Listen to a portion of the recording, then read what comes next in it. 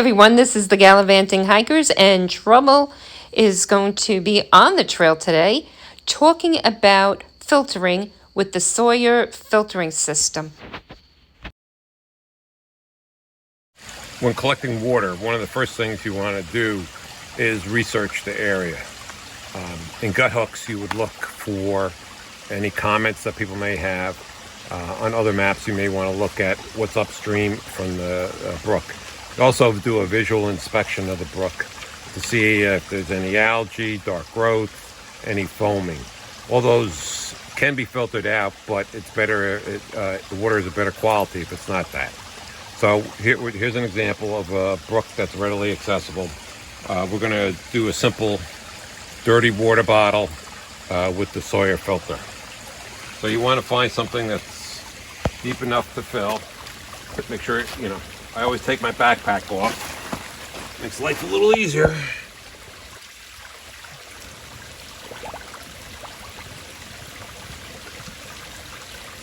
Collect the water near the surface as you can. And again, it looks pretty good, but it's not safe to drink. And we do put it in a dirty water bottle.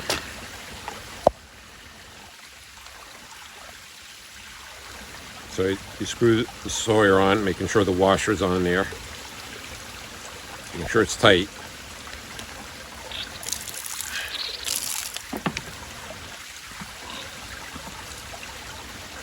And then you can drink the water. It does taste pretty good and cool. So we just wanted to share with you the importance of constantly monitoring the washer on the Sawyer. When I took this cap off, it was actually stuck there and it could easily have fallen off. So this is something that with the Sawyers, you need to manage and constantly check on. In this video clip, we're going to show you how to filter water that's turbid or has particles in it. We had shown you how to source the water from a clean source. Right adjacent to it is a pool that we basically will be sourcing some turbid water that's... So to give you an idea, this is the condition of the water. I don't know if you can see everything, but it's fairly murky. There's organic leaves and things like that. What happens is the bacteria and everything likes to stick by anything that's murky, that's creating the murk. So I'll show you how we do it.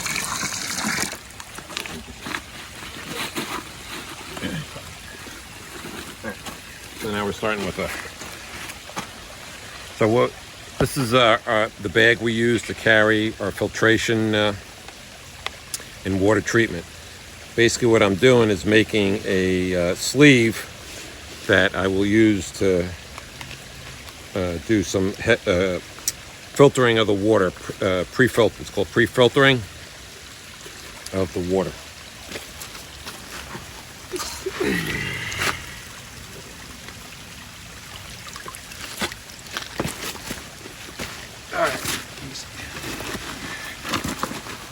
So again, a lot of times during the summertime, you're not going to have water that is as clear and running as that.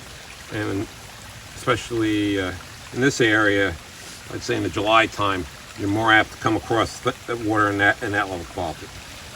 Now what I'm doing is just squeezing much water through this.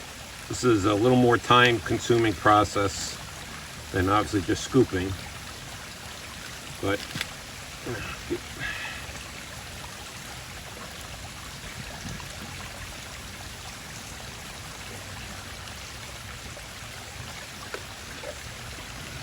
just twist it to make the bag a little tighter.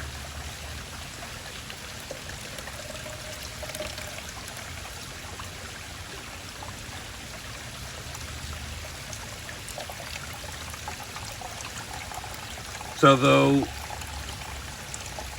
the water is much clearer, it's really not safe to drink, and that requires filtration. So we'll show you just what a simple bag or bandana or buff can do to filter out the water.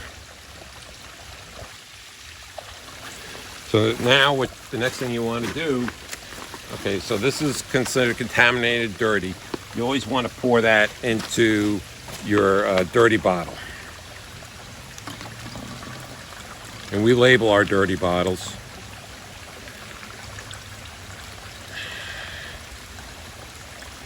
Again, you could be doing this at nighttime or late evening or when you're tired on the trail, so you want to avoid any mistakes.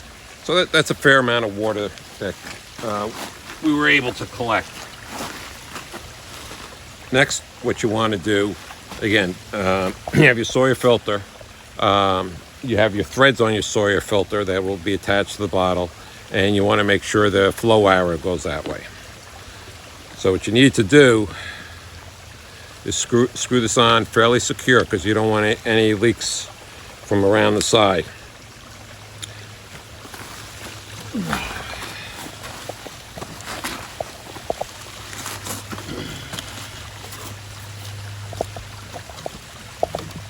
And this is your clean Sawyer bottle. And basically you would squeeze it in. We also use knock bags. Again, typically when we're processing the water, especially in the evening, it's going to be for at least 4 quarts. So we use knock bags, and you can do the same process of scooping, pre-filtering, and that. So at this point, we've squeezed this bottle, and basically now it's not flowing as good. And the reason why is it's a vacuum. So what you want to do is just break that vacuum. You can actually hear it come in, and then do it.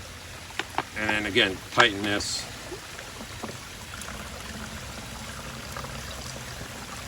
So the Sawyer Squeeze, you can run into flow problems. Obviously, if it becomes contaminated and needs back flushing, but also if your bottles are on tight, you get this vacuum problem. Or if you're doing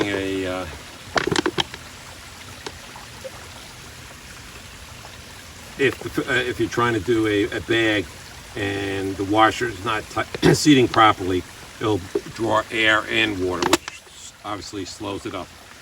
So now, this is our clean water. Yeah, I gotta find the fountain of youth.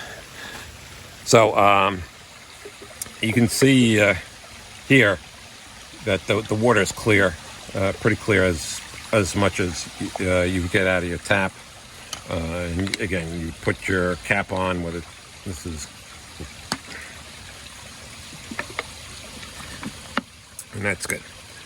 If you're concerned about the water, which obviously I'm not, you can also add chemical tabs, and different tabs. Some are half hour, some are 4 hour. But again, that's how you would treat water in that condition. But again, that's sort of like last resource. And we've actually treated water that was in more murky condition, but we also added boiling to the process. So thank you. So in this video, we're going to show you how we source our water, typically before we go into camp. Generally, we like to go into camp with 4 quarts of water, in addition to our smart water bottles being full.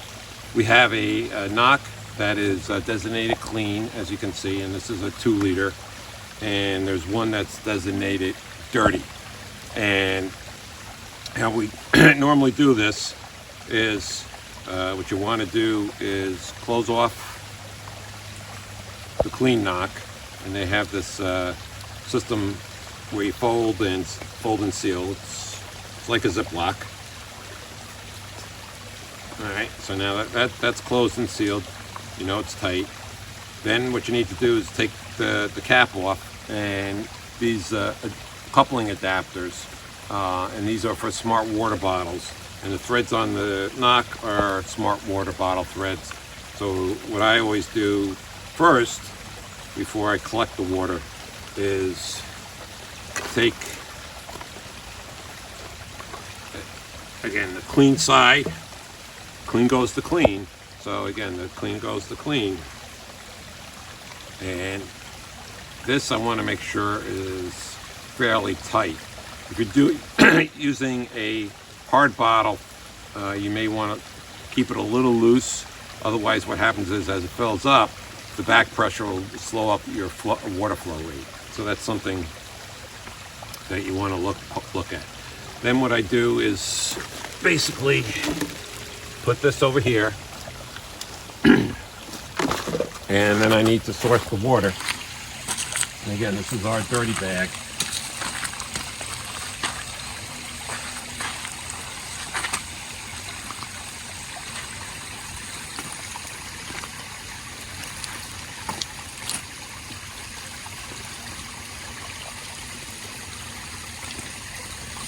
So you open this up.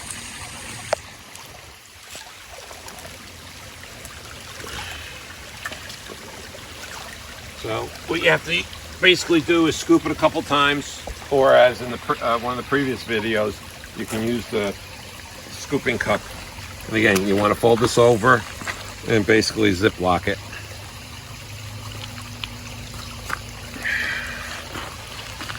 Now I need to attach the clean, and normally Dilly Dally and I do this. It's a teamwork. She's shooting the video, so we'll see how wet I get. Then what I do is I do curl this up like this, because when you spin this on, if you don't, you try spinning it, you're gonna, basically get, just as now, get tangled up in the filter and the other bag. So that, excuse me.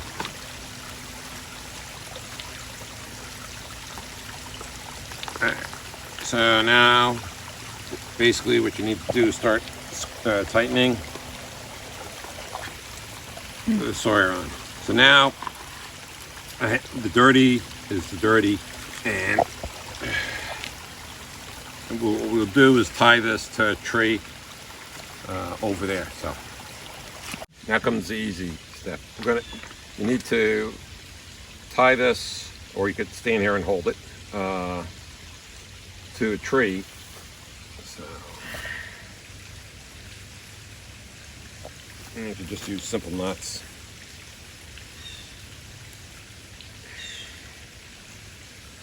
I don't know if you can see it, but it's already starting to fill. So now we would go and have, usually we like to have dinner before we go into camp, so we may be having dinner, or we may do this during a lunch break. So you can see that, and if you want, you can squeeze it, which does speed up the process.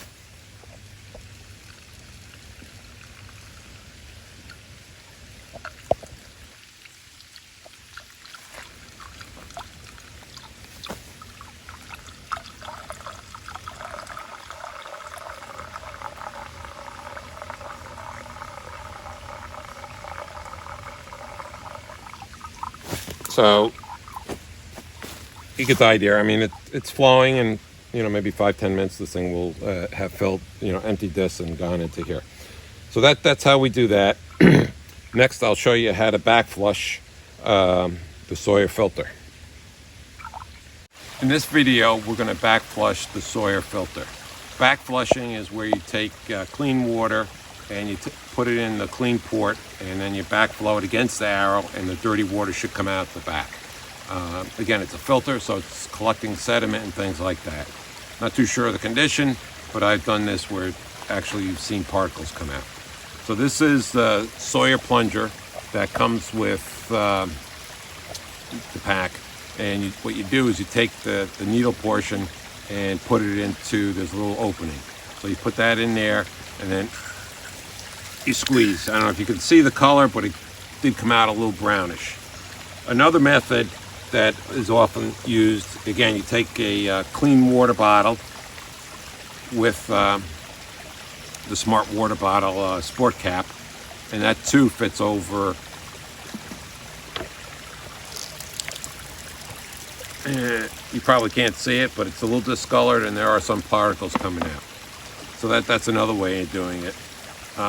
If you could also use coupling cap, and this, purely is personal preference and or depending upon what you may have. So if you don't have the smart water, you can use a coupling cap. And this generally gives you a pretty good flow rate.